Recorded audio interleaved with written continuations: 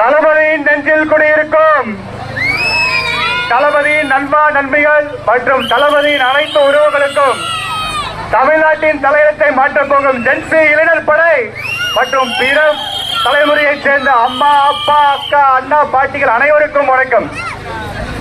வெற்றி நிச்சயம், இது வேத சத்தியம். தூய சக்தி உண்மை சொல்வோம், தீய சக்தி உன்னை வெல்வோம். நாங்க எதிர்க்கிற தீய சக்தி மட்டும் இல்லைங்க, ஊழல் சக்தி, அவங்களுக்கு மேல இருக்கிற சக்தி.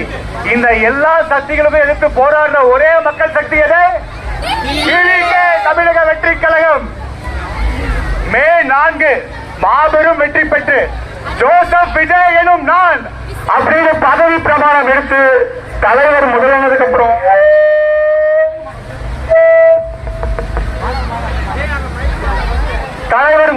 அப்புறம் செயல்படுத்துறதுக்கு நிறைய திட்டங்கள் வச்சிருக்காரு.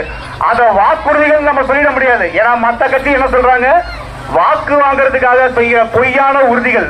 நாம தலைவர் மக்கள் மேம்படுறதுக்காக உறுதியா செயல்படுத்த போற திட்டங்கள் அது நிறைய இருக்கு. அதை சுருக்கமா சொல்றேன். நாம ஆட்சிக்கு வந்தா தமிழ்நாடு எப்படி இருக்கும்?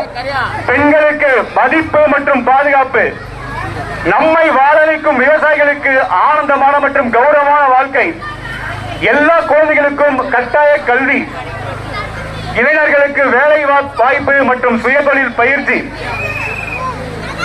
எல்லா தரப்பு மக்களுக்கும் அனைத்து அடிப்படை வசதிகளும் போய் சேருவது உறுதி செய்யப்படும். மொத்தத்தில் சட்டம் ஒழுங்கு சீராக இயங்குற ஊழலற்ற ஒரு மக்களாட்சி. இதை கொடுக்க போற ஒரே மக்கள் தலைவர் யாரு? தளபதி. தளபதி மேலே சொன்னாரு, இது வரைக்கும் ஒரு எம்எல்ஏ எப்படி இருக்கக்கூடாதுங்கிறதுக்கு உதாரணமா நிறைய பேரை பார்த்திருப்பீங்க. இதுக்கு மேல ஒவ்வொரு தொகுதியிலையும் ஒரு எம்எல்ஏ எப்படி இருக்கணுங்கிறதுக்கு உதாரணமா நீங்க பார்க்க போறீங்க. அண்ணா வரட்டும், அண்ணனை பத்தி சொல்றேன்.